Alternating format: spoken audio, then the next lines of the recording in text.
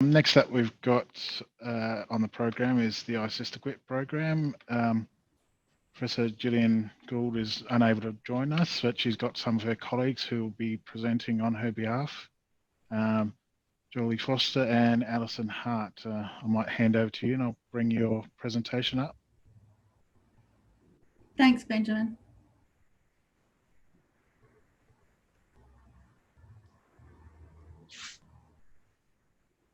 Go for it. Just let me know when you want to advance the PowerPoint. Okay, thank you. Good morning, everyone. SISTAQUIT team is still working from home, so we're each at our locations. I'm in Newcastle and Allison's up in Coffs Harbour. Apologies from Gillian. She's had a bit of a family emergency and unable to present today, so she's asked for myself and Allison to present on SISTAQUIT and SISTAQUIT, and I guess where we're at the moment. So next slide, please. Oh, sorry, a miss of me. I would like to acknowledge the traditional owners on the land from which we're presenting, and also the land on which you are all zooming in from today, and pay my respects to elders past, present and emerging. So what is SISTAQUIT versus SISTAQUIT? So a lot of you have heard SISTAQUIT, and Trudy mentioned that TIS have funded SISTAQUIT. I'm the trial coordinator for SISTAQUIT, and Allison will talk on SISTAQUIT as I've not had much involvement with that. So SISTAQUIT is funded by the National Health and Medical Research Council and the Global Alliance of Chronic Disease. We have recently received an extension to carry the study on through to early 2022, given this year's been a bit of a miss for us. So we have 20 services randomised into the trial. Half of those are intervention sites and half are control sites doing what they usually do around smoking cessation care for Aboriginal pregnant women. So we train services in culturally competent evidence-based smoking care for smoking cessation in pregnancy versus usual care. So those in the intervention group receive the training. Those in the control group receive the training at the end of the study, or when the last woman they've recruited gives birth, then we go and we provide that training to the service. So we also provide health provider and service level training. So the aim of SISTAQUIT is to improve smoking cessation care to Aboriginal and Torres Strait Islander women. So to do that, we need to train health providers to provide that culturally sensitive smoking cessation care. We have, I think it's on one of the next slides, the numbers, but so we recruit pregnant women into the study with their informed consent, and if they consent, their babies for follow-up, and babies are follow-up 6 months postpartum at monthly intervals. The SISTAQUIT has been funded by Tackling Indigenous Smoking, as you just heard, and the Department of Health. So Gillian is looking at implementation of the training in 20 more services, not Aboriginal medical services, but main health services. All sites will receive training and resources. That's an online self-paced learning tool, which is quite different to SISTAQUIT, based around the same training we provide to services, but it's kind of the next phase of SISTAQUIT. So all the data collected at health professional service level is important in both studies. And additionally to SISTAQUIT SISTAQUIT has more of a social media campaign focus, which makes the two differ. Okay, next slide I think is, yes, I think it's still me. So SISTAQUIT is an acronym, you've probably seen it, nice bright pink letters. So it's Supporting Indigenous Smokers to Assist Quitting, as it says there. So as I've mentioned, we have 20 services recruited into the trial, 18 Aboriginal community controlled health services, and 2 mainstream services, which are both hospitals, which was fabulous to have them on board. So 7 sites are Tackling Indigenous Smoking grant recipients or regional teams. Those include, as you can see, Punapima, Mwankara, Kabul, Catherine West, Diniladilba, Awabakal, and Gullumbilla. If you want to know who the 20 services are, I'm quite happy to provide that. If you want to email me or question at the end. To date, we have 80 health providers and 56 women recruited to the trial. So we do the follow-up with the health providers at the 2-month and the 12-month intervals, and the women who are recruited into the study are followed up at survey points throughout the study. I think there's up to 6 surveys they complete. As mentioned, the trial's been extended to early 2022. Gives us a little bit more time, but more importantly, gives the services more time to implement the study within their service. Given, as I said, given this year's been a bit of a blur for us, we haven't been able to, we've had to put a suspend all face-to-face recruitment at the advice of the Aboriginal Health and Medical Research Council. So study sites have not done any recruitment since early this year, which has had a big impact on the numbers. COVID-19, as mentioned, has had a temporary halt on new recruits and face-to-face follow-up. We still have advised services not to do smoke-alyzer readings for obvious reasons. Once we receive advice from our peak bodies, we will then advise services that this is okay to progress with the smoke-alyzer readings. This is recorded, so it's an important part of the data we collect. As of the 11th of June, we received advice from the Aboriginal Health Medical Research Council that we can recommence the face-to-face recruitment, and all of the study sites have been advised of this. So existing participants have been followed up during COVID-19 by post or over the telephone. I'm not sure what Julia meant by data needs to be supplied to this. I guess that's that feedback that we provide back to the services on what they've provided us and where we're at. So we need to do more in terms of the health provider follow-up.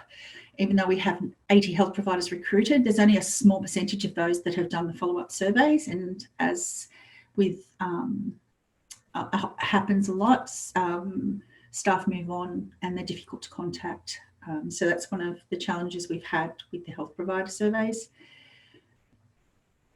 We have ethics approval to do some mid-study interviews with study sites, research facilitators, CEOs or managers, even community members that have been involved in the study. And that's to get some feedback on how we've been going, if there's anything we need to change, or major hurdles that services are experiencing being involved in SISTAQUIT.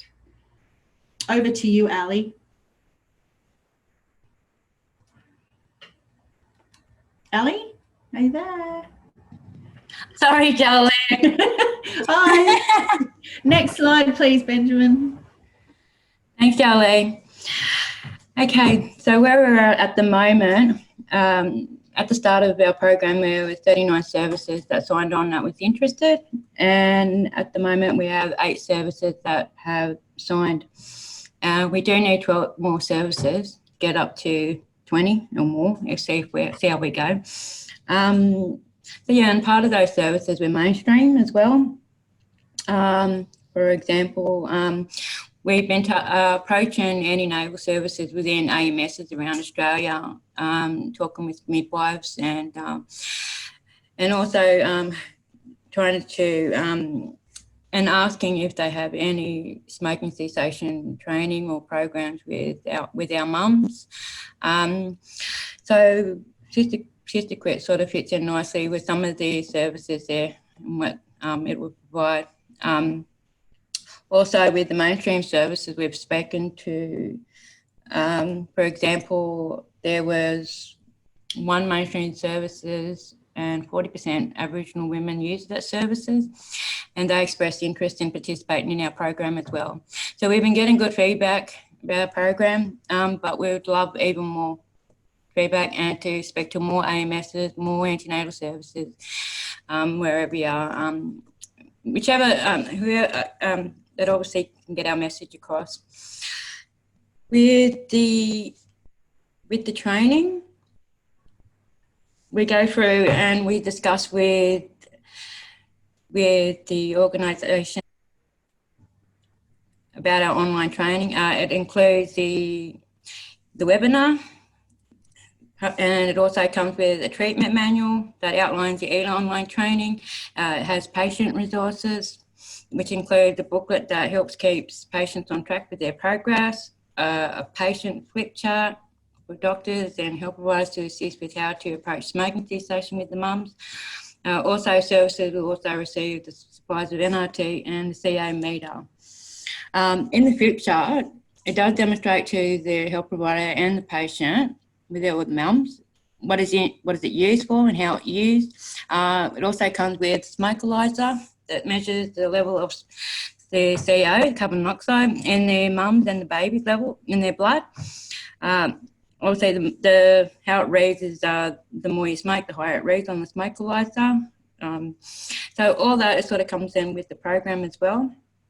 It also comes with the NRT, which includes the gum inhaler, the lozenge, and the oral spray. And it also, in the treatment manual, it outlines the NRT with the patient and how to facilitate the dosage. So within the self,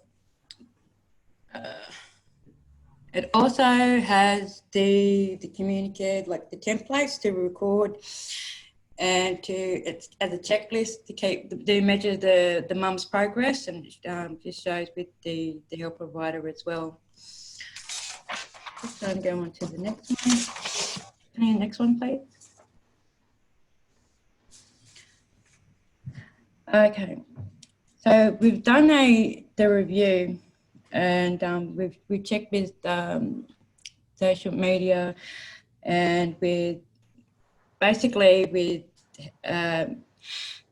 media, how it gets out to our mums and how it sort of comes across, and to go off that review to see how we can get our message across about our training and what it will provide. We're also looking into our social media advisory panel. We have that as well. So we have delegates from each organisation or groups or members of the community on the panel to give their input and advice on how we sort of proceed forward regarding social media. We did have some locations to film for our social media campaign, but unfortunately because of COVID, it's sort of put a halt on a lot of things and slowed some of our progress down. But we're really trying to find alternative ways to move forward, especially with the services. We're currently on our Facebook, Instagram and radio, and anyone wishing to participate or share our message, please go to our pages. But yeah, that's basically where we're at the moment, and we're still progressing as well. Thank you. I think we have one more slide. Yeah, so as with all people, COVID has had a big impact on the work we've been doing with services. I've been able to re-engage with about half of the services, so about 10 of the services, and just be able to have that chat with them about where they're at and how we can progress SISTAQUIT throughout the rest of the year. The bushfires, we had some services in bushfire areas that were affected by bushfires. So it was important for us to keep smoking cessation on the agenda for these services without imposing on you guys too much with too much information. So whatever information we receive from our leading bodies, we pass that on to services. So we sent information out to our research facilitators about the combined risks of the bushfire smoke, exposure to that smoke, and the impact that would have, or the effect that would have on the readings that they were actually collecting from the women. This was pre-COVID-19. And we also advised them on this, as we know, affects birth weights of babies. So we've been trying to keep services up to speed with the information that we've been receiving, timely and accurate as possible. We know smokers are at an increased risk with COVID-19, so providing advice around that from TIS, from NACHO, from those people that we receive our support and advice from.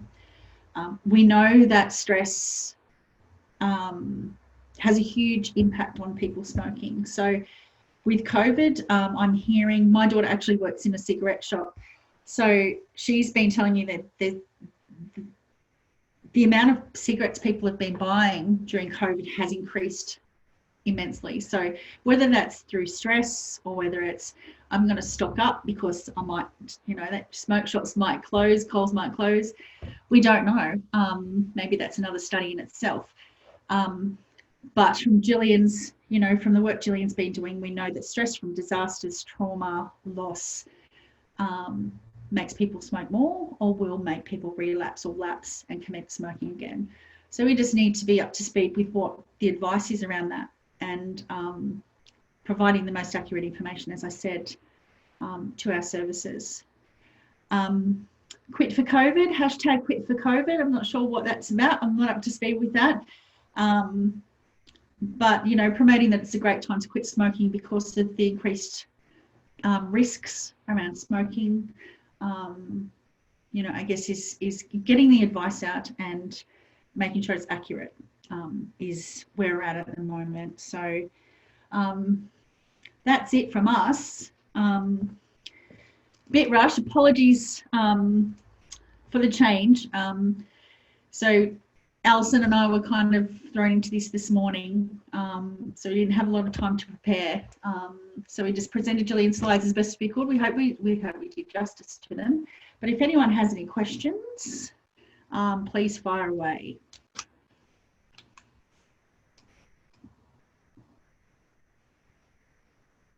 No questions? Awesome. Looks like everyone's getting off lightly today with no questions. Yeah, I know. I was all prepared for some hard ones too, but never mind. You can always contact us as we have a Facebook page, we're on email, we've got sisterquit@newcastle.edu.au. Desley can hand out my email and Gillian's email. So anything to do with SISTAQUIT, I'm your person. Anything to do with SISTAQUIT, you can contact Allison or the team up in Coffs Harbour. Thank you, ladies. I think we've got next is Ben. Thanks, Desley. It might be worth someone like Kabul, I think, was one of the sites to give us some feedback about how SISTAQUIT might be working up there and whether they have any issues, or any of the host sites. Yeah. We work closely with all of the services, but some are more contactable than others, given that some are remote. But Kabul, I spoke with them last week. They're cruising along really well. They've recruited 6 women so far, and they, after speaking with Amy and Tamika, they have identified some other women that they can possibly recruit for the study. So they're going really, really well. I guess some of the intervention sites were slow to start, but we're working closely with those. There's some services. We have a service on the South Coast that have recruited 19 women. They're not an intervention site, but it's an enormous effort from the research facilitator down there. So the numbers are increasing. Majority of services I've spoken to over the last couple of weeks have identified more potential participants, whether that's due to COVID-19 and everyone being in lockdown, I don't know, but hopefully that works in our favour, and we see the numbers increasing. So that's my job at the moment. My priority is to re-engage with the services, look at what they need from me and what support I can provide to get re-engaged with the women. So yeah. Yeah, thanks. I was more thinking about, because Kabul's online here, whether our TIS workers in Kabul have anything to do with SISTAQUIT or SISTAQUIT, or whether that's just the AMS running it, whether there is any relationship. Hi Tom, it's Tamika. How you going? Oh, hi Joley. Hi Tamika. Yeah, I'm waving, but our camera's not working, sorry. Okay. Just in regards to that, we sort of, obviously we have been very limited with community involvement at the moment, but moving forward, we are looking at ways that we can incorporate the TIS around the SISTAQUIT into some of the group sessions that we're running through the AMS as well. So we're hopefully come July, we're delivering culturally focused antenatal classes. So that's sort of where we'll have an opportunity to have a group of women together where we can sort of have a TIS focus and have a sort of talk about SISTAQUIT and you know, just have a presence there as well so that we can have that interaction with the women. So we're aiming to sort of deliver about 6 to 8 sessions of antenatal classes to Indigenous mothers and have that TIS presence throughout the process there as well. Yeah, and I'm also, this morning I've been in discussions with Wabikal, and Wabikal are doing similar. They're going through a bit of a restructure at the moment. However, the TIS worker at Wabikal is arranging a workshop next week. So we're going to be co-presenting with TIS at that workshop. So where we can work in with services and provide that kind of support, then we will certainly be happy to do so. Okay. Are there any other people online who have got a relationship with SISTAQUIT or iSISTAQUIT? Yeah, we have Carrie from Apunapima. Okay, I'll let you know. So the services we have are Albury Wodonga, Katungal, Walgett, Orange, Gurini Yalamaka, Apunapima, and I hope I said that right. Danila Dilba, Catherine West Health Board, Kabul, Goondir Health Services, Madas, Mallee District Aboriginal Services. We have Mwankara over in Roebourne, Ungaroo in Singleton. We've got Bulganaroo, Pius 10, in Moree, Awabikal, Gullumbilla, and we have Sunshine Coast University Hospital and Gympie Hospital. We also have Mid-North Coast LHD AMAS working in partnership with Gullumbilla. So they're the services we have that we're working with at the moment. Okay, so it's only a couple in Queensland. Yep. Yeah. All right. Yeah, thanks. Well done. Tom. Okay, I think